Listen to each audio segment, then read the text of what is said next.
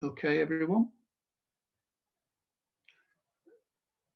And I can see chat messages coming up already. Okay, welcome everyone to the 25th National Irish Studies Conference.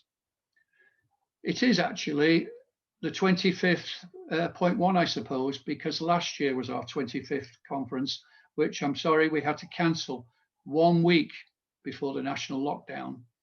We thought it was appropriate and we stand by that decision. I think it was the right decision.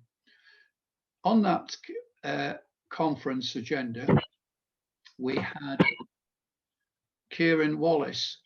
Now, I asked Kieran if he would be willing to do it online this year, and he said he would. So we're delighted that after nearly 18 months negotiation, Kieran's finally joined us and he's there in the audience at the moment.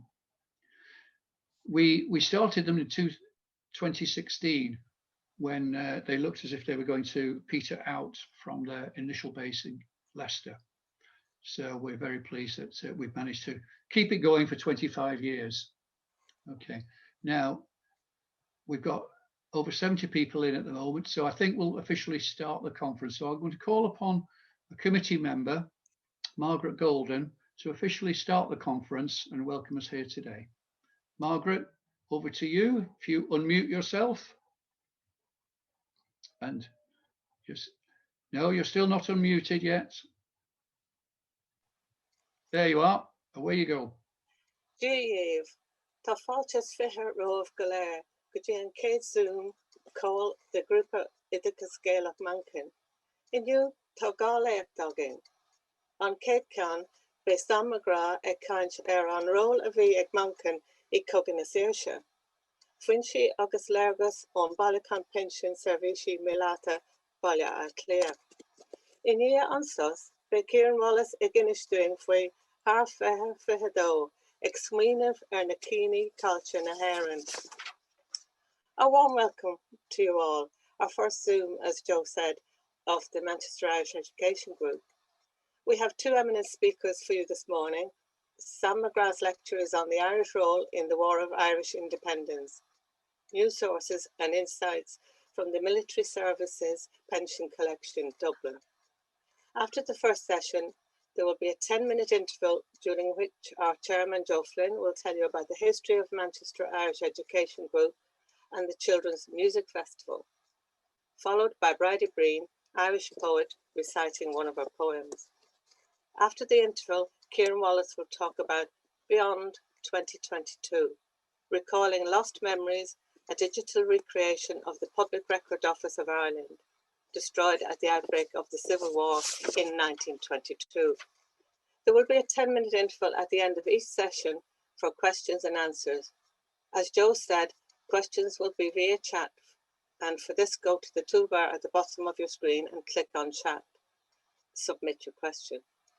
Alas, no raffle this year, but donations would be welcomed by Manchester Irish Community Care, our nominated charity.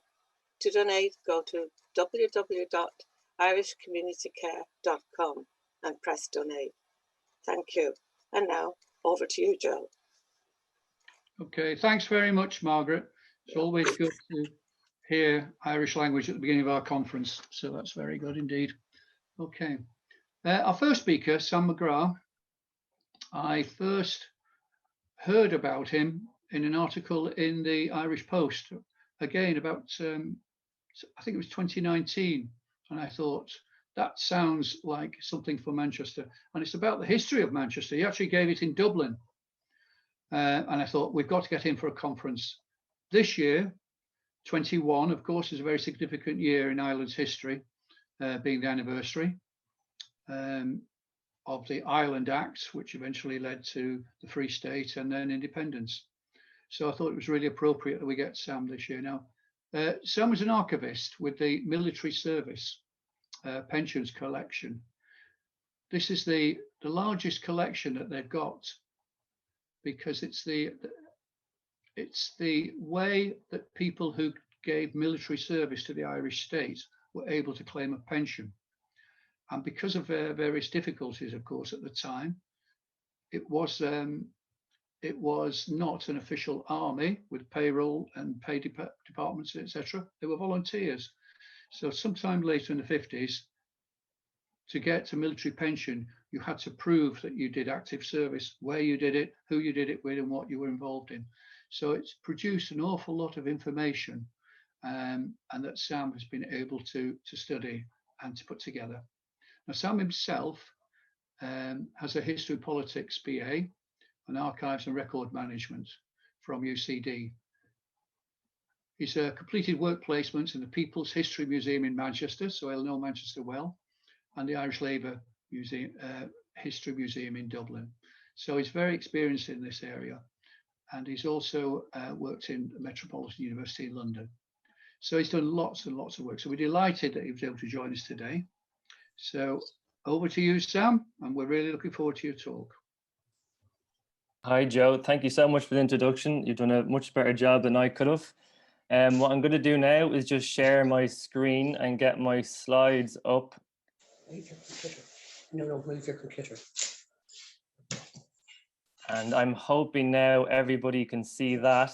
I think most people will see my face on the right hand side. That should be fine for most slides. It might cut out the text from some, but I do believe that if people click a little dash on the right hand side, I can actually just be taken away completely. So you just be hearing my voice. So if people want to do that, if there's a particular slide that they want to read properly, feel free to do that.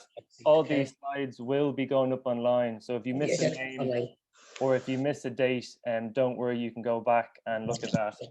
Go off. So just a huge thanks to Joe Flynn and the rest of the Manchester Irish Education Group for inviting me along today, and special thanks to Jen, who was helping out with IT.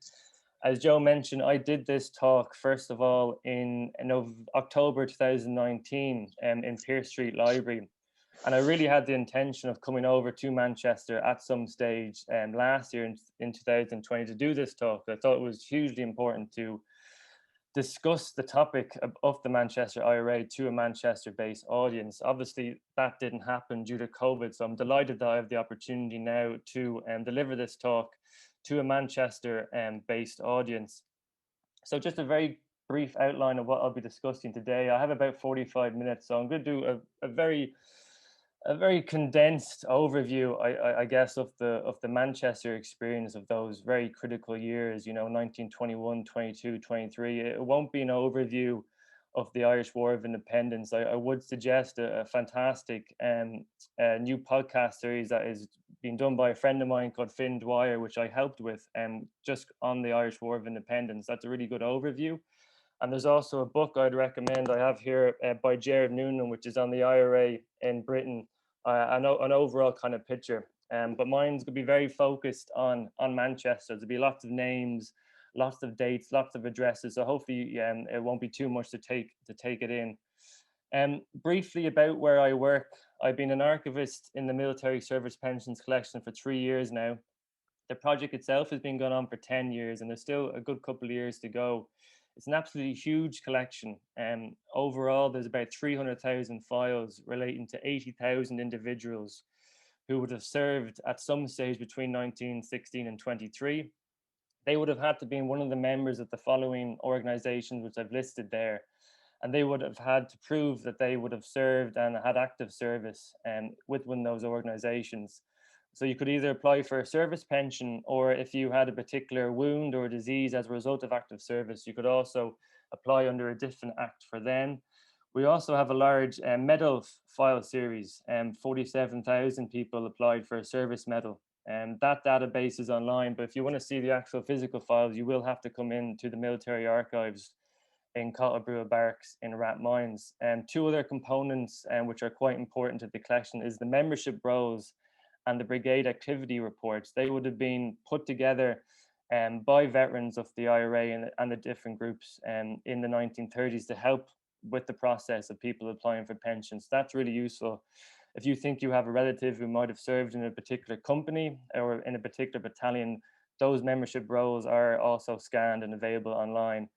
And also the brigade activity reports are really handy because the veterans of those units were coming together in the 30s, as I said, and trying to put together a timeline for the events that they were involved in. So if you want to know more about the MSPC, we have a couple of articles and booklets that we've written about the work that we do. So that's available online as well. So I'll move straight into Manchester.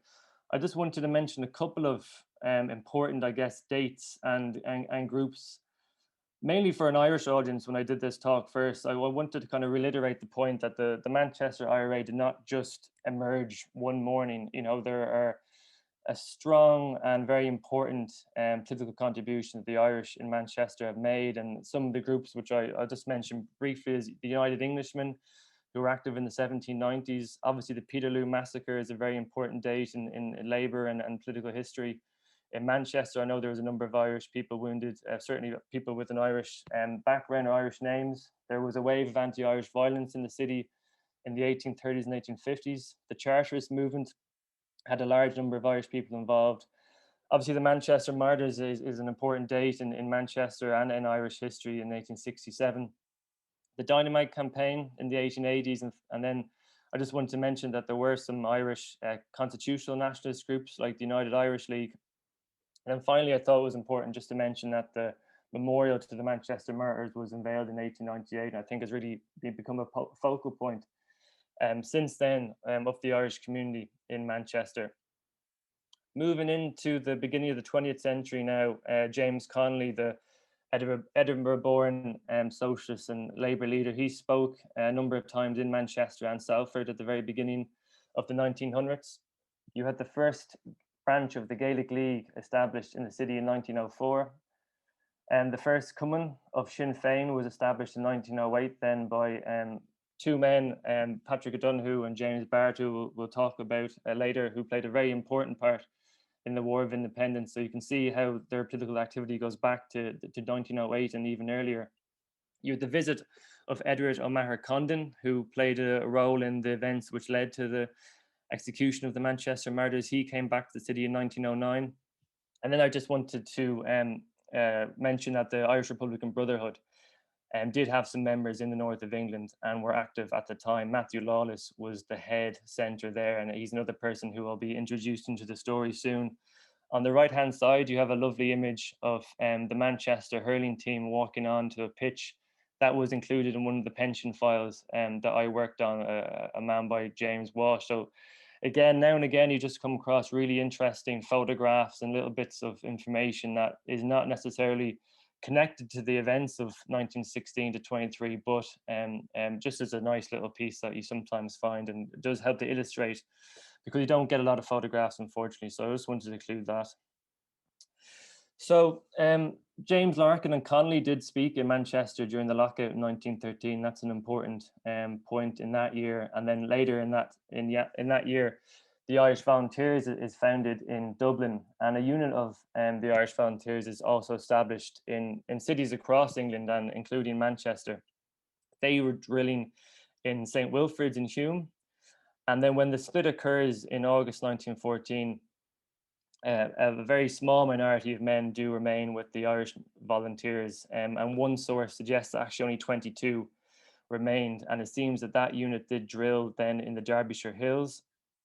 And then that same reference, a man by George Spain, he says that a unit of the Manchester Volunteers actually went over to Dublin then in August 1915 to take part in that hugely monumental and important funeral of O'Donovan Rossa. And then the last thing I wanted to mention, that there was some gun running and that the IRA in Manchester, or the Irish Volunteers in Manchester, were involved in the lead up to the rising. So we know for a fact that 4 Manchester Irish Volunteers took part in the rising. I've just listed some kind of key bits of information about their lives. Redmond Cox, Gilbert Lynch, Liam Parrott and Larry Ryan, I think 2 of which were born in Manchester, and 2 of which were born in Ireland and then moved over to Manchester. I also want to include George Spain, a very interesting character. He didn't take part in the rising himself, but he was heavily involved in gun running in the lead up. And then during the War of Independence period, he was involved in B Company 4 Battalion in Dublin Brigade, along with, as you can see there, Liam Parr. So I wanted to introduce at this stage Cumann na mBan. and that would be the kind of women's auxiliary force who worked very closely with the Irish Volunteers. Their first branch in Manchester was founded in 1916, and they were called the St. Bridget's Branch. And we know from the files that Margaret Sexton was the president, Miss Mallin and Catherine Talty were branch captains, I think, at different times. And then we have a number of members who we know were active at the very early stages: Mary Healy, Alice Burns, Joanna Maloney, and Peg Buckley. So the kind of activity that the women in Manchester would have been involved in the kind of immediate post-1916 rising period would be fundraising, very important. That would be through dances, concerts, church gate collections. They would have delivered food and cigarettes to prisoners who would be in different prisons across Wales and England after the rising. They were involved in procuring and storing arms in their own homes, and then they would have taken those arms personally over to Dublin, very important work. And then just below, I've just, throughout this slideshow, I've just included some excerpts from different people's pension files, just to show you that, you have handwritten accounts, you have typed accounts of people being interviewed by the advisory committee. And this is just, a small mention from a woman called Winifred Freeney saying that she was involved with collecting funds, harboring munitions, and was sending those across to the White Cross Fund as well. So one event, I guess, between the 1916 Rising and the War of Independence that I wanted to mention was a prison escape that happened in Yorkshire. And this quote is from a Limerick Irish volunteer called Michael Collivat. And he was writing this in support of the pension application of a Cumann member, Kathleen Talty. And he writes, "I was interned with 8 others in Wetherby, Yorkshire under the DORA regulations. We were regularly visited by members of Manchester Cumann, and they were a great assistance in improving our conditions and in opening and maintaining communication with Ireland with the other centres of internment. Without their assistance, we could not have escaped. Miss Talty met me at Manchester Station the day of our escape, kept me and others under cover, got our tickets, and saw us safely away to Holyhead." So you can see that the women were heavily involved in that particular operation, a successful prison escape. So in the build up to the War of Independence, there was obviously a lot of arms work going on, both in Ireland and England, and Manchester was heavily involved in this. They were procuring the arms from a range of different sources, including former British Army soldiers, mainly of Irish descent, who were being demobilised. And they seemed to have some contacts within serving British Army regiments, including in Hardwick Green and Heaton Park. And they also were able to get arms from both pawn shops and commercial travellers. I guess, one of the fascinating things about the files is that we're really able to drill down into very specific details. And for example, we now know that the Manchester women and men who are travelling over to Dublin with those arms were delivering to very specific locations, including Joe Gleeson, Morris Collins, Thomas Farrell, and Joseph O'Reilly. And Joe Gleeson, who I've mentioned just there, he's the writing at the bottom of the screen. He's writing in support of Gilbert Lynch, who I mentioned, who had taken part in the Rising. And Joe Gleeson writes, "I received revolvers and ammunition from him at my lodgings at 47 Grove Park, Rathmines, Dublin, several times in 1917. So you can see that there are plans going ahead, and there is a huge amount of arms work in the build up to the War of Independence. So one really important, two really important actually prison escapes occur in 1919. This was the first in Lincoln. And this is a very famous one, which saw the escape of Eamon de Valera, Sean McGarry, and Sean Milroy. A couple of key Manchester Irish volunteers were involved, Patrick Donoghue and Lee McMahon. Also, a couple of key Dublin-based IRA or Irish Volunteers members came over, including Harry Boland and Michael Collins. You can see on the right here some of the excerpts from pension collections from a couple of the women who were also involved in that successful prison escape, Mary Healy and Kathleen Talty. So really the groundwork now is building up throughout 1919. You have the first company of the IRA founded in the city in early 1919. They called themselves Number One Company. It's more common in Ireland for the IRA to use A, B, C company letters, but in Manchester, they're referred to as with numbers. So Number One Company was the first, obviously, and then Number Two Company was founded a little bit later in that same year. The kind of activity that would have been involved in the early part of that year would be drilling, listening to lectures on different military topics, and then gun running again. The information on your right-hand side is from Matthew Lawless when he went in front of the advisory committee, which most applicants would have done, and they would have been essentially questioned about their service. And he says that he was sent over to Manchester specifically by Michael Collins to help reorganize and organize the IRA. He had been involved in the Irish Volunteers and had to go over to Dublin to go on the run for about a year. And then he was sent, as I said, back over to Manchester to help basically grow the organization. So the second prison escape, which happened, this one much closer to Manchester, was in the latter part of 1919. That saw the escape of 6 volunteers. A couple of key men from Dublin came over again for that, including Roy O'Connor and Paddy Clancy, who later loses his life in the conflict. And there is a whole relatively long list there of men who we know from the pension collection now who took part.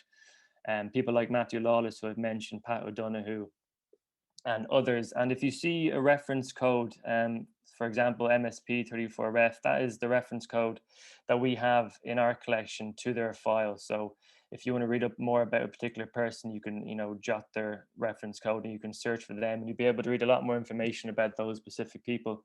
If you don't see a reference code beside their name, that would be either that they didn't apply for a pension, which is common, or perhaps they did apply for a pension and we just have not got around to processing yet. There's still a lot of work to be done. So I wanted to mention that Na Fianna Éireann, which had been the youth wing or the Boy Scouts, they did have a small presence in Manchester. We know from a medal file of a man called Thomas Garrity, and that's where most of this information comes from. He says they were formed in 1919. They drilled in the Usheen Hall in Gaithorn, and he lists a couple of different members, as you can see there. And they were active until April 1921, which would coincide with the raids and the arrests. So not too much information is known about the day-to-day activity in the Fianna Éireann in Manchester, but still I thought it was important to reference. And as I said, in the file of Thomas Garrity and one other, you do see some mentions of Na Fianna Éireann in Manchester. I just want to introduce a couple of interesting characters now. I guess I want to illustrate the point that the Manchester IRA did have the financial backing from some Irish individuals in Manchester who were quite prosperous, who did quite well for themselves. On the right-hand side here, you have a letterhead. Unfortunately, it's scribbled out, and that's the way we found it, of a man called Thomas Vaughan. He owned 17 different grocery shops across Manchester, obviously did very well for himself. He financially supported the IRA. And then down below, we have a lovely letterhead there from George Clancy. He was a motor haulage contractor, and him along with 2 brothers, Hugh and Patrick Lee, they collected £150 between the 3 of them, which went to pay for a Ford touring car, which is really useful for the IRA in that period, specifically in transporting arms to and from other cities like Liverpool and Glasgow. So again, just to illustrate that, like in most town cities in Ireland, there was a financial backing from the more middle class Irish community. On the other side, I wanted to introduce another kind of interesting point, and that is of the factory workers in Manchester. This is from the file of Gilbert Lynch, who, as I mentioned previously, had served in the 1916 Rising, and he was heavily involved in Labour politics and the trade union movement in Manchester. And when he goes in front of the advisory committee in the 1930s, he mentions that through his contracts in a factory in Manchester, that the workers were involved in sabotage, specifically against Crossley tender lorries that were being worked on to ship back to Ireland. So it was through Gilbert Lynch's influence amongst some, I guess, more left-wing trade union members and factory workers. They were able to play their small part in, I guess, the War of Independence. Gilbert Lynch is interesting on many levels, but one is that he also played a part in the Liverpool docker strike. And this quote is from Michael O'Leary, a Liverpool IRA officer, who says that Gilbert Lynch was stationed at Stockport at the time. As soon as the strike was called on, he immediately travelled to Liverpool. He was appointed to the strike executive committee, and he worked night and day. This strike paralysed the port of Liverpool, especially amongst the cross-channel boats and the deep water boats. We were able to bring out 5,015 coal heavers out of a total of 5,024.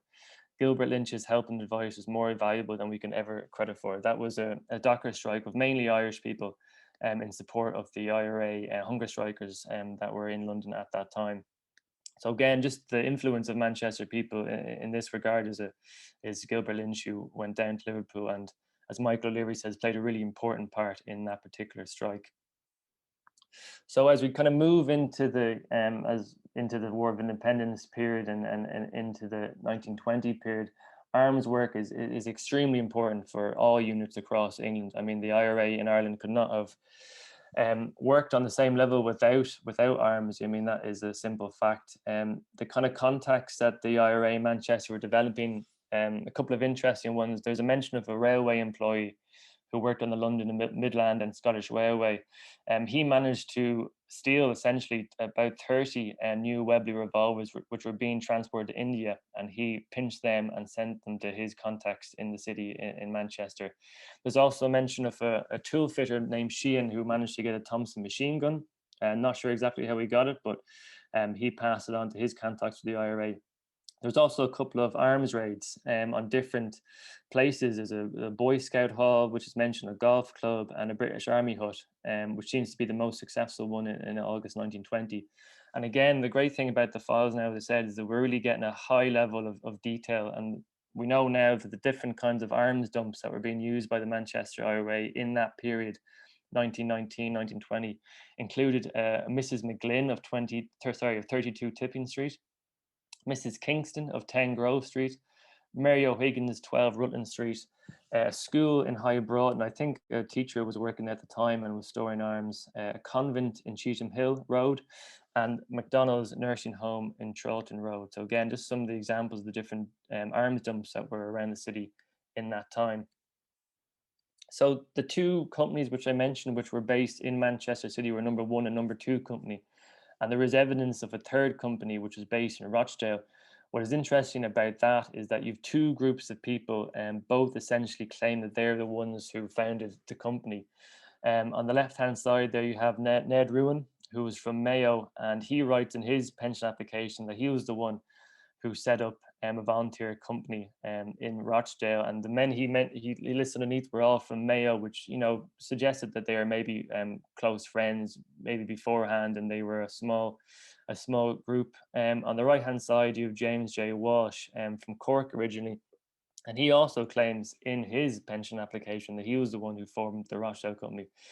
Unfortunately, it's kind of unclear whether these two units then amalgamated or not, or whether it could be in the case that there was just two very small units operating independently in Rochdale at that time. And this would be a kind of overall look at the Manchester Battalion. It definitely was a battalion. I see sometimes that people refer to it as a brigade, but battalion would be the correct term. As I said, there's 3 companies. At the top level was Patrick O'Donoghue, who was Battalion OC.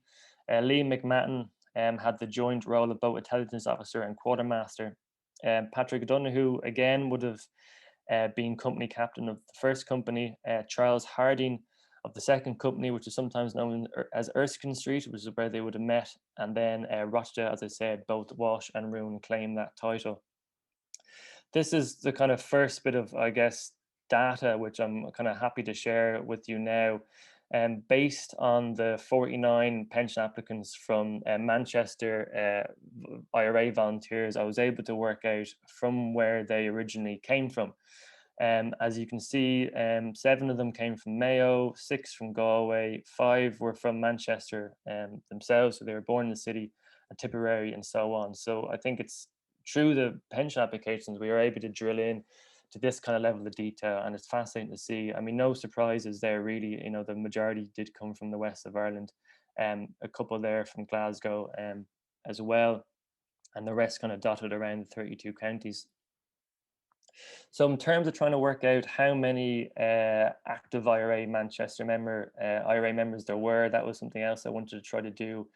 On the right hand side, you can see a list of type names. That is, as I mentioned earlier, that would be an example of the information that comes from the nominal rolls, where people in the 30s who had been active came together essentially to write out everybody who they remembered.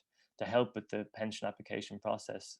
So there was 28 in that original list. I found 3 more who were from number 1 company, which brings you to 31. For number 2 company, there was 22 in the nominal roll, and I found another 11 who got service for activity with that company. So that brings you to 33. I roughly said about 5 or 10 for Rochdale. And then there's others as well who it's unclear from the file exactly which company they served with. So I think 100 active IRA members in Manchester would be a fairly decent guess. I think there could have been other members who would have been described maybe as paper members, people who signed up and maybe paid their fees but didn't go on active operations. I also think it's worth pointing out at this stage that they didn't let anybody in. You know, if you moved over from Ireland and you had been involved in the IRA beforehand, you more often than not would have had to had a letter from your OC to basically support your transfer to the Manchester unit. And they did turn away people, you know, so people might say, oh, 100's not a lot, but I think it should be taken into account that they were really only letting in a certain layer of people. And then the quote there I wanted to include is quite funny in some ways, because if you see on the right hand side, Matthew Lawless, now deceased in brackets, he was definitely not deceased, because when he writes in to the pension board looking for a pension himself, he says, amongst other things, if any man wishes to dispute any statement I send to the pensions board, I am quite willing to meet him face to face. They will find me alive and not dead as stated. A little bit of dark humor there, but I think it goes to illustrate that, you know, especially in England, when an IRA unit broke up, they didn't really stay in contact with each other. So many would have emigrated or went back to Ireland. So it would have been quite possible that you might have heard a rumor that someone might have been killed or died in the late 20s or early 30s, and that's why there that Matthew Lawless is incorrectly stated as dead in the nominal rolls. So another thing I wanted to do with the information from the pension files is try to work out where from Manchester or where in Manchester these people were living at the time. And this map is available on our blog, and I can maybe send a link to Joe to circulate, because it works much better as an interactive map, which you can zoom in and out of. But I was able to find information relating to the addresses of people at the time. So we're talking about 1919, 1920, 1921 of 31 men and 13 women. I also included 4 little blue stars there where the different Gaelic leagues hall were. So when you click into somebody's name, you'll be able to see their name, their address at the time, and the file. So quite interesting just to see from a kind of map point of view where Manchester people are living. I think they were quite spread out across the whole city. Back to Cumanaman, going into 1920 now, the number of branches increases hugely from 1 to 4, and they kind of reorganize themselves a little bit. Bamba Hall branch is referred to as A Company. They meet in the Gaelic League Hall in Every Street in Ancoats. The original and first branch, St. Bridget's, is known as B Company from then on in. The Erskine Street branch is C Company, and they would have been very closely tied in with the number 2 company of the Manchester IRA. They both met at the Irish Hall, 58 Erskine Street, Hume. And then finally, D Company, also known as Usheen branch, who met in the Gaelic League Hall in Trumpet Street in Gaythorne. I thought this was a really interesting quote. It's from a Cumanaman member called Peg Buckley. Again, just illustrates the risks that were associated with being involved in the Republican movement at that time. And even just a small little thing like your relationship with your neighbors. This woman lived at 9 Lady Barn Avenue, and she stored guns. And she says that once, after one raid by 4 detectives, she mentioned that the guns actually which she had hidden were not found, but she does say that her neighbors became very hostile to us after this event. You don't see a lot of kind of, you know, personal information like that, where people are talking about maybe their emotions or maybe about their relationships with their neighbors or their work colleagues or their friends. But definitely worth illustrating that I don't think the units in England would have enjoyed the same level of, you know, maybe passive support of their neighbors that you would have got in most cities and towns in Ireland at the time. So we're now building up into what will be the armed campaign of units in England. Roy O'Connor is appointed OC of Britain in August 1920. And then there are quite elaborate plans to destroy a couple of key targets, amongst them Stewart Street Power Station in Bradford and the Clayton Vale pumping station.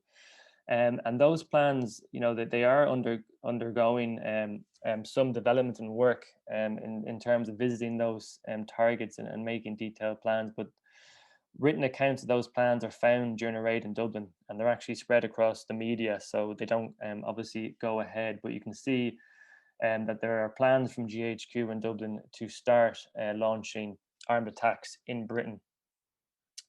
And I guess the kind of key precursor to that would be the death of the hunger striker Terence McSweeney, who dies in hunger strike in Brixton Prison, 25th of October 1920.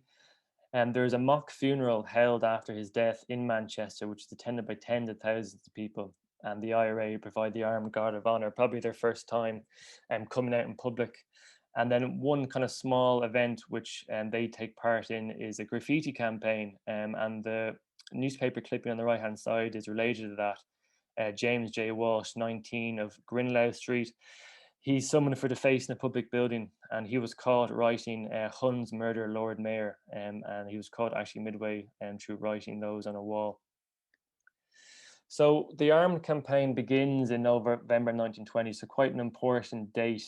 And one of the first activities that the IRA in Manchester involved in is the burning of a stand, a football stand at Hyde Road, which was the Manchester City football ground at the time. And the IRA destroyed both a stand as well as officers in the dressing room. And the two excerpts there from Thomas Morgan, who talks about being heavily involved in that. There's actually a fantastic article which has been written about that and other activity in Manchester, published on the Century Ireland website, I think it was last month. So I'd recommend that. Someone has gone into great detail about that event and others. This, again, was just quite an interesting quote. I mean, I think it's, again, worth illustrating that not every operation that the IRA were involved in was successful. A lot of the time, things didn't go ahead for a lot of reasons. And sometimes, you know, you can hear people's frustrations come out. This was a Glasgow-born volunteer, John Bagallaghy, who was based in Manchester for most of the War of Independence. And he writes in 1937, and he's very truthful about his memories of the time. He talks about being mobilized the first time when nothing at all was done. The second time I was mobilized, it was about 11 o'clock at night. I was given 2 bottles of paraffin oil and told to go and burn a place I'd never seen before in the center of the city. It was a concrete building about 5 stories high. I was told to do that at 6 o'clock in the morning. We went there at 6 o'clock, and there was no means of entry into the place unless we blew the door open. So nothing was done on that occasion. Again, just trying to illustrate in that not everything was, you know, a Hollywood movie of explosions and shootouts. A lot of it was boring, a lot of it was hanging around, a lot of it didn't happen. And that's just one, I thought, interesting quote from somebody talking about that time. So we're now really moving into the high point of the armed campaign, those kind of 3 or 4 months of the first part of 1921. There's a whole, like literally a whole heap, a long list of places that were attacked, or there was attempted attacks. So I obviously couldn't fill them in, but these are just some of the key ones that jumped out. There was a warehouse on Miller Street that was attacked in the 2nd of January 1921, during which a police constable by the name of Henry Bowden was shot and wounded. February would seem to be the month with just the most armed attacks and sabotage attacks. There was warehouses, mills, factories and farms across the greater Manchester area which was attacked. There's a really fascinating reference in the file of Peter Gilmartin, which you'll see at the bottom of your screen. And he writes quite in passing, he kind of mentions it along with other things. And he describes that he was sent with 2 others to Liverpool with the intention to shoot the King, George V, when he would appear at the Grand National. I mean, unfortunately, that isn't mentioned, as far as I can see, in any other account. So we kind of have to take it at face value. But that is one of those real, you know, what if kind of questions. If the IRA did succeed to shoot the King of England in March 1921. And then later on that month, there are another, I guess, interesting operation in Manchester did go ahead, which was an attempt to burn down the new football stand in Old Trafford, the home of Manchester United. And during that operation, there are shots fired at police constable Thomas Carr. Again, that just goes to show you that, you know, the IRA at that time were very capable and I guess very willing to shoot at anyone who would have got in their way during these operations. So the 2nd of April is a really important date in Manchester Irish history, and I am aware that we are coming up to the centenary in only a few weeks' time. The morning of that day starts with a coordinated wave of arson attacks on cafes and hotels throughout the centre of Manchester, during which another police constable is shot and wounded. And then later on that evening, the police raid the Irish Hall in Erskine Street, which I've mentioned. This would have been the headquarters of the Number 2 Company. There's a shootout with the armed police. The IRA volunteer, Sean Morgan, he's doing guard duty at the top of the stairs, essentially into this room, and he fires at the police. They fire back. He's shot and killed. A second IRA volunteer by the name of Sean Wickham he's wounded. And then 3 police officers are slightly injured during this firefight as well. This obviously made front page headlines across Manchester, and I expect across England. And this is the kind of headline which you probably would have seen in the paper the next day. What was found in Irish Club Arsenal, base of operations for Manchester outrages, the shot civilian killed after attempting to murder policeman. And just a little bit about Sean Morgan. Sean Morgan would have been one of only 3 IRA volunteers who were killed in action in England during this time, along with Neil Kerr Jr. in Liverpool, who was shot accidentally while handling arms, and then Michael McInerney in London, who was involved in the manufacture of explosives, and he blew himself up in July 1921 in Greenwich. So only 3 IRA volunteers lost their lives during active service, and Sean Morgan would have been one of them. He was born in Manchester in 1899. He joined the Royal Engineers of the British Army in February 1916. He served for over 3 years with them. He would have been demobilised and returned to Manchester, and he would have got a job in the tram sheds as a railway porter, where he worked alongside another IRA volunteer by the name of PJ Mullen. He joins the IRA in May 1919, and I think because of his military background, he was appointed first lieutenant straight away. His family home was in Collyhurst, but it's mentioned in his file that he was actually living in 3 Worsley Street at the time of his death, at the age of 21. I've included his death cert there at the bottom, which was included when his family wrote into the pensions board to get some sort of financial compensation for his death. And I know there was a memorial unveiled in Moston Cemetery in 1930, which was a focal point for decades, I believe, for the annual Easter Rising commemoration, and a wreath was laid at his memorial. So there were some further arrests after the raid on Erskine Street. There was a garage in Whalley Range, which had been rented by the IRA going back to November 1920, and that was used to store arms. And on the 25th of May, just nearly two months after the Erskine Street raid, 2 more key IRA men were arrested there. Francis Breen and John McGallaghy, who I mentioned would have been the Glasgow-born volunteer. So obviously there's been a lot of changes because of these arrests. Matthew Lawless takes over as the head of the battalion from Patrick O'Donoghue. John McGallaghy replaces Patrick O'Donoghue as head of Number 1 Company, but after his arrest, he's immediately replaced by another individual called Patrick O'Mara. And then Christopher Morgan there takes over from Charles Harding as head of Number 2 Company. Lee McMahon stays the same in terms of his role, and Rochdale seems to stay the same in terms of their officers. So what happens really after Erskine Street? I mean, the most of the IRA members who had not been arrested go on the run, because a lot of names are floating around, I think, at that stage, especially amongst the police, about other people who might have slipped through the cracks. Number 2 Company seems to be reorganised, or certainly attempts to reorganise it, and they meet at St. Patrick's Convent School. There are some isolated further operations, including some arson attacks and fires in May 21, and then attacks on signal boxes in June of that year, during which a signalman called Edward Oxon is actually shot and wounded near Stockport. But basically, I think after the Erskine Street raid, I mean, the IRA is never regained its strength or its membership, and it never takes part in as many operations as it would previously to that. The trial of those men who were arrested, either there on the day or in arrests afterwards, takes place in July 21. 16 men in total are sentenced to combined total of 121 years.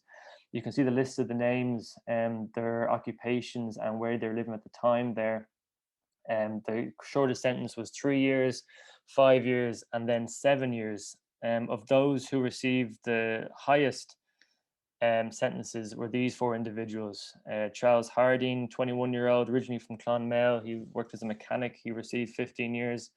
Patrick Donoghue, who I'd mentioned a couple of times, he had been the head of the battalion. He was a grocer originally from Kerry. Sean Wickham, who had been injured in that firefight at Erskine Street. He's an engineer. He's only 23, again, quite young, along with Charles Harding. And then James Barrett, who, as you can see from the picture on his age, was a much older man. He was originally from Dublin, and he received 10 years. Now, it's important to note that there are at least two claims that there were people involved in passing on information to the police in regarding the Manchester IRA at that time. One is Daniel McNichol, who was Manchester born. He was 17 at the time. He was a member of Number 2 Company. And we get quite a bit of information from the fact that he actually applies for a service pension, or sorry, a service medal, both in 1947 and 1960, and he's refused. And one of the reasons why he's refused is because Patrick Donoghue, his former battalion OC, states quite plainly that McNichol had given information to the police, which resulted in his arrest and others. And he says the only relieving feature of this case was that he was very young and should never have been admitted a member. So he would have been an example of someone who was not involved with the police, I don't think, under any way at all, would have joined the IRA, would have been arrested, and would have been put under pressure under arrest, and would have given up information. The second individual is a bit more murky. There's a bit more of a question mark about his background. Charles Murphy was from his name. He was from Belfast. And on the bottom right there, you see an excerpt from Richard Duffy's pension application. He says, again, quite plainly, Charles Murphy of Belfast gave information to the British authorities, which resulted in my arrest. And we don't know much more about him, really. There's, I think, one reference to suggest that Charles Murphy had tried to join the Liverpool IRA immediately before he came to Manchester, which was a little bit suspicious. And there is a bit of a question mark where he could have been a police agent attempting to join the IRA to pass information, or maybe someone who just had a particular gripe against the IRA and, again, was trying to join with the specific purpose of passing on information. In terms of the imprisonment of those 16 men who I'd mentioned, they are split up and sent to various jails across England and Wales. They're quite lucky in some way in that they only served 6 months of their sentence. Some of, as I said, some of them had been convicted and sentenced to 15 years. So the fact that they only did 6 months was very good from their point of view. They're released during the general amnesty during the truce. And there's a fantastic photograph, which I'm sharing with you now, which was found in the file of James Walsh. This shows the 16 men after they come out of prison. You can see James Barrett there in the center, the older man, all looking very well and looking quite dapper with their suits. I think there's been maybe one or two versions of this photograph online, but this is the one that I've seen, which would be the highest quality. So a great item to find within a collection, and we were happy to kind of publicize that quite a bit back in 2019 when we first released these files. So in terms of the truce period, what happens in Manchester? Well, the gun running still goes on, and the kind of particular places that which I mentioned, Birmingham, Bolton, Liverpool, Newcastle, and Cardiff, there is an unsuccessful operation to kill a hangman who had been involved in a number of executions in Ireland. His name was John Ellis, and he lived in Rochdale. And there is a unit of the IRA who go over to his home in Rochdale in February 2022 in order to try to kill him, but they just miss him. They say that he went to Ireland the day before to take part in an execution, which I don't think actually happened in the end. I think the men were reprieved. And then on the right-hand side there, you have the head of the Manchester IRA, the battalion OC, and just, again, a lot of changes happens in those years. Martin Wallace takes over from Patrick Donoghue. He's replaced by Sean Scanlon, who then is replaced by James J. Walsh. So again, another look at the kind of data which I was able to get from the pension applications, those 49 people which I was working with. How many went pro-treaty and anti-treaty? A really interesting question. 13 of those 49 went pro-treaty, 10 of which joined the National Army, and 3 joined An Garda Síochána of the Irish Police. 20 of those went anti-treaty, 15 going back over to Ireland to fight with the anti-treaty forces there, and 5 remained in Manchester in the IRA. 14 went neutral, so they took no part in the Civil War, and 2, it's unclear from their files which side of the Civil War they took. So the last major event which the IRA took part in Manchester was a bank raid in July 1922, about a month and a bit into the Civil War. A 4-man unit raided a bank in Prestwith. They only stole £244, so quite a small amount, and there's no shots fired, nobody was injured. 2 men were arrested almost immediately, Bartley Igo and John Foley, and then 2 others had skipped town essentially and went to Ireland on the run. But by early 1923, they are captured by the Free State over there and sent back over to Manchester. I guess what's quite interesting about them is that because their bank raid and their activity took part during the Civil War, they don't come under any sort of amnesty, and they actually serve quite a long sentence in comparison to many others. They're in jail right up to 1929, so a 6 or 7 year sentence for what was a relatively small operation compared to some of the stuff that was going on. And I do know that the Republican community were, very involved in trying to get them released throughout the 1920s up until 1929. So mid-September 22 is when we can safely say that the IRA in Manchester becomes defunct, and that's mentioned by a couple of different sources there, Richard Hurley and Patrick O'Meara. Any remaining arms that is still in Manchester is basically shipped back to Dublin so they can be used there. I'm going to keep on going. I'm just a little bit wary of the time.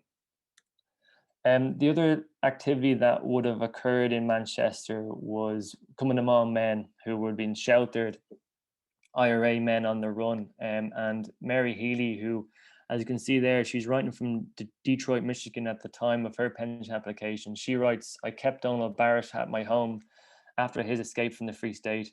He lost some of his fingers at the blowing up of Mallow Bridge. I had to pay for his medical treatment as he was in a bad way when he got to our house. He was with us for 6 months, as well as other IRA men on the run." So again, an important role that the women would have played in the Civil War period would have been sheltering IRA men who had been either on the run or injured, or sometimes both. And then the kind of last little part of the Civil War, which I wanted to mention, was the fact that 110 men and women across Britain were deported back to Ireland in March 1920. I say deported back, but that's actually unfair because some of them had never even set foot in Ireland before they were deported, which was a huge part of their legal case in the months after their release. 8 of those 110 were from Manchester, or certainly Manchester base, including George Clancy, Lee McMahon and James Barrett. The letter on the left-hand side is from Lee McMahon. He's writing to his, I think she was kind of his secretary, someone who helped with his businesses when he was in Manchester, Peg Buckley, and he's writing from B Wing there, Mountjoy prison. And those 110, they don't serve that long in jail. They're out by May 1923, but there's a huge legal case after where many of them receive financial compensation from the British government for being deported over to Ireland in March 1923. So I just wanted to mention some of the family connections. I mean, this is a recurring theme within any IRA or Cumann unit across Ireland or England. You often see a lot of brothers and sisters being involved in the same branches or companies. Very quickly, you have the Glasgow McGallaghy brothers who were involved in number 1 company, James and Joseph O'Sullivan, Frank and Michael Ryan, and Hugh, Matt and Patrick Lee, 3 brothers there from the Lee family. Number 2 company, Brian and Sean O'Reilly, Chris and Thomas Morgan, Pat and James Flynn, and then 4 Gunning brothers. Unfortunately, I don't think any of them applied for a medal or a pension as far as I can see to date. That's Edward, Sean, Stephen and Vincent Gunning. Within the Cumann, you had 2 sisters, Ellen and Mary Walsh in the Bamba branch, and then Mary O'Higgins and her daughter Anne were involved in that same branch. And then it kind of crossed, I guess, the IRA and Cumann, you had Mary Healy and her brother Patrick Healy, Lee McMahon, who had a sister-in-law, Catherine Talty, who was heavily involved in the St. Bridget's branch. And then finally, you had Mary Quill, who met her future husband, Christopher Morgan, through their activity. He was a member of number 2 company, and she was involved in the Erskine Street branch, which would have been meeting at the same location. Again, looking at the data, I wanted to see where did some of the men and women after the period move to, and I have the names of 10 people who we can see from their files that they moved to the States, 1 to Michigan, 1 to Pennsylvania, 3 to New York, and 3 to Massachusetts. Again, that map is available on the Military Service Pensions blog, so you'll be able to kind of click in and get a little bit more information about those. But yeah, I wanted to see after the Civil War period, where did these people go to? I mean, tens of thousands, I think, is the figure of anti-treaty, mainly anti-treaty, almost exclusively anti-treaty IRA men and women who left the Free State after the end of the Civil War. So looking at those 49 men, interesting in some ways to know that 36 were successful, which is quite high overall. 13 didn't receive any financial compensation. Of the women that we know, 5 of the 7 got a pension and 2 didn't. But overall, those numbers are quite high, which was kind of interesting. I think the pensions board were definitely taking into account the more difficult and sometimes unusual circumstances that the IRA in England were involved in. I just wanted to mention a couple of people who didn't apply for pensions, but I thought were worth noting, and it also kind of shows what their lives were like, or certainly a glimpse of what their lives was like after the period. Patrick O'Donoghue, who was a battalion OC, very, very high-ranking officer. You can see here that he ran a pub in Dublin in the years after, and also was involved in the National Greyhound Racehorse organisation, who were based in Shelburne Park. James J. Walsh, who had been involved in Rochdale Company and then headed the Manchester IRA during the later part of the Civil War. He joined a religious order, and he's based in Waterford by the time of the 40s. Sean Scanlon, who I'd mentioned, he works in the travel industry after, and he's one of the owners of the American Travel Exchange. And then James Barrett, who was the older man who I mentioned. Unfortunately for historians, he never applied for a pension. I know that he was involved in the Republican movement right up to the 1930s. And the only time that he ever writes into the pension board at all is in support of the family of Sean Morgan when they're applying for financial compensation. So that is his original handwriting, his address, and his signature. So unfortunately, that's all we have so far of the collection from James Barrett. 2 quick points which I wanted to mention again. The files are fantastic because you sometimes see what happens to people afterwards. Charles Harding, who had been company captain number 2 company, he moves to London, and he gets involved, or he gets a job with the London Passenger Transport Board. And when the IRA launched their bombing campaign in 1939, he loses a job, which fairly unfair because he had no involvement in the IRA at the late 1930s at all. I thought it was interesting the choice of his language when he describes that bombing campaign. He calls it a fascist gangster stunt. And then the other person whose life was very much affected by the Second World War, much more so, was John Daly, who I haven't mentioned before. He was involved in the Fianna Éireann and then became company quartermaster of the number 2 company.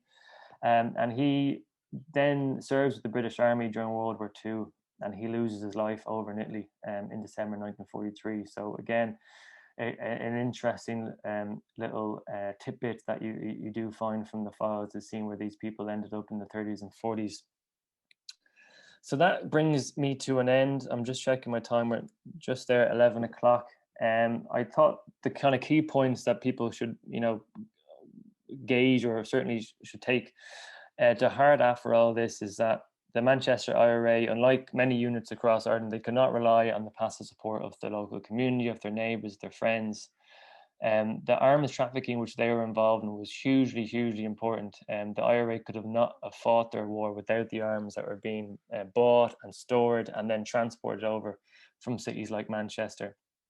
The sabotage attacks which the IRA were involved in were important in that it caused tens of thousands of pounds worth of damage, and that would have directly affected, the owners of hotels and the owners of factories and that kind of class in society, I guess you could say. And on another note, I think those kind of sabotage attacks would have definitely raised the level of awareness of what was going on in Ireland amongst the English population. I mean, if they were reading in the newspapers that this hotel or this farm or this factory in Manchester was attacked, that would definitely make you think a lot more about why these events were happening and why these people were taken to arms in England at the time. And then finally, I think it's worth making an argument that the Manchester Battalion was, in terms of the level of involvement, in terms of the fact that they lost a member in a firefight, they got some more members injured, they certainly injured a couple of police constables. I mean, that would be on par with some of the battalions in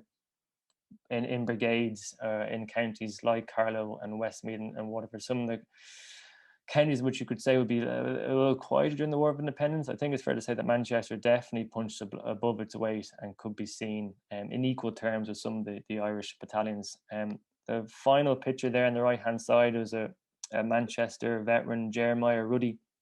He's based over in the United States by the 70s and 80s, and again, a nice little photograph. We don't get enough of them in the files, and he received his service medal for his activity with the Manchester IRA in 1980, and the local newspaper in Ithaca, they published his photograph. So that's all from me, and thank you so much for listening to me. I know that was a lot of names and dates, and hopefully that wasn't too much. There's some links that people can find out more about the work of the Military Service Pensions Collection. We have our website there, an email. We are also on Twitter, and we also have a blog where we regularly put new articles up. So thanks very much for listening. I think we have a few minutes for Q&A, and I'll do my best to answer any questions that people have. Thanks again. Thanks very much, Sam. That was fabulous. That was fabulous. The detail was amazing, and information there that really I certainly hadn't come across, and I've heard a lot about the work of the volunteers in Manchester over the years from various speakers that we've had. Now, we've had a few questions that have come in. Yep. We've had a lot of compliments as well. Good. Leave the compliments till later. A couple of points that have come up that I'd just like to throw in. One was that you said that the Manchester Battalion was on a par with some of the counties in Ireland. In terms of people who applied for pensions, was it on a par with the number of pensions you would expect from an Irish battalion, or do you think that perhaps discrimination, anti-Irish feeling from neighbours, particularly for people who are going to stay in Manchester, prevented a lot of people from applying? That was one question. The second one was that, following on from that, how did the award of medals for service compared with the award of pensions in Manchester? Were more medals issued than pensions, or vice versa? Would that reflect the same issue that was coming up? We had one question, more detail. You've put up on the website now where people can find more information, and we also will put that on our website, and I'll talk about that later. But one very specific question from Michael Conniston is, do you know what bank in Prestwich was raided? And you talked about the activity of some of the volunteers later. There was a question, I'm sorry, I didn't catch who sent it, about, do you know, did any or many of the people join the Spanish Civil War later? Okay. And one question from myself is, we had a very interesting talk some years ago about the arms smuggling from Manchester and the role of the Manchester Ship Canal, and the key role played by head of security and by one of the ship's captains. Was there any mention in any of the files about the route the arms took to Dublin? The theory being that Liverpool was absolutely swamped with special branch and spies and the forces looking into Liverpool being the obvious route, and yet the ship canal perhaps was not quite as obvious. Okay, there was various other comments, but we'll leave it for there for the moment. Okay, I think I have 5 questions then. That's yeah, one more, sorry. Okay, no worries. We did get a question. Were any pensions paid for military service in Manchester after 1921?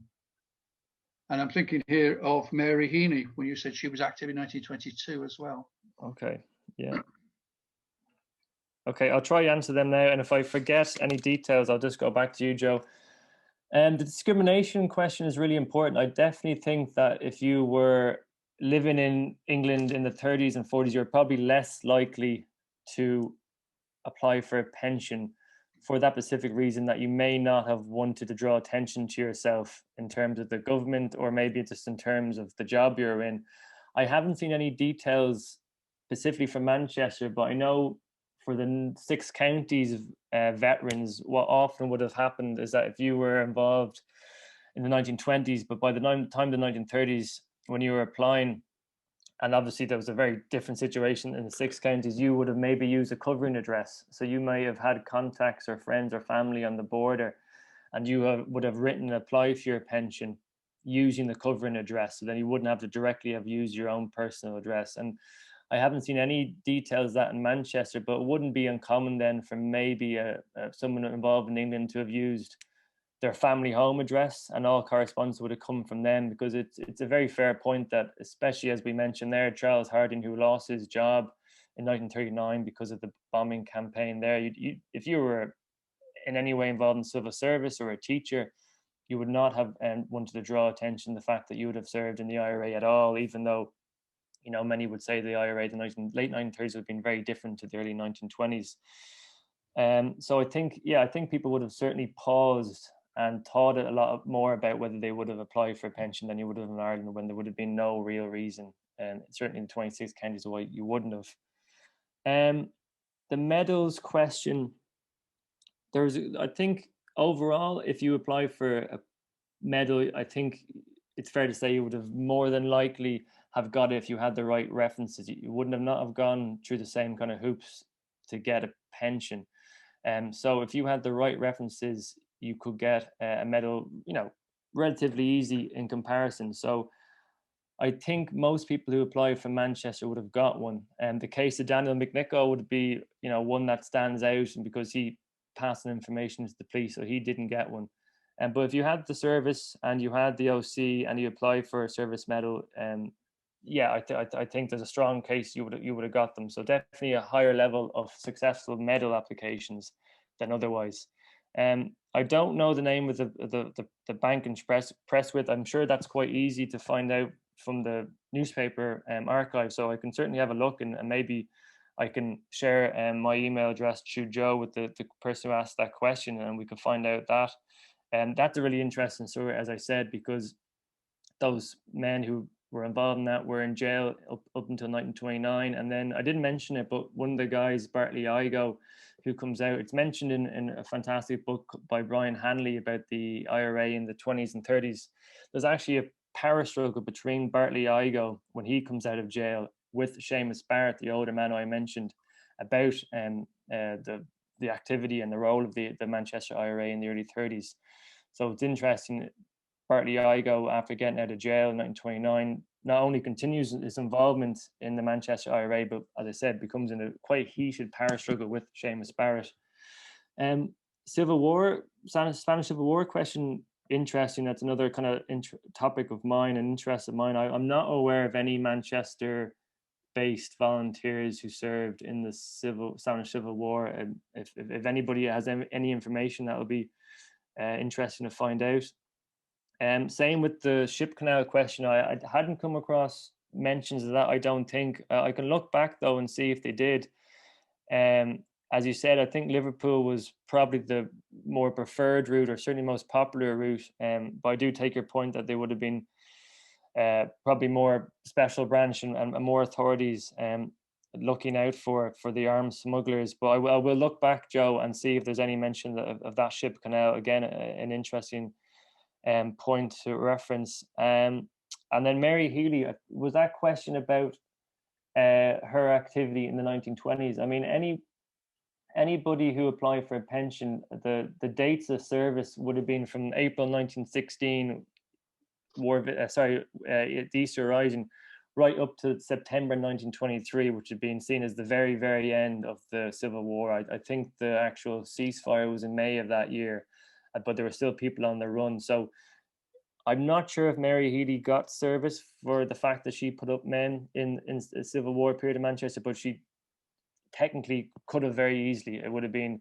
very plausible and possible for IRA or Cumann na mBan men, even if they were in Manchester, to be granted Civil War service. And I should go back and check. I mean, even the fact that Bartley Igo, who I mentioned, the fact that his operation, the bank robbery, was in the Civil War, he probably got, or possibly would have got, civil service service for a Civil War period as well. So it is very possible that if you were an IRA volunteer in England and you could prove that you're active in the Civil War period, you could have definitely been granted a service for that period.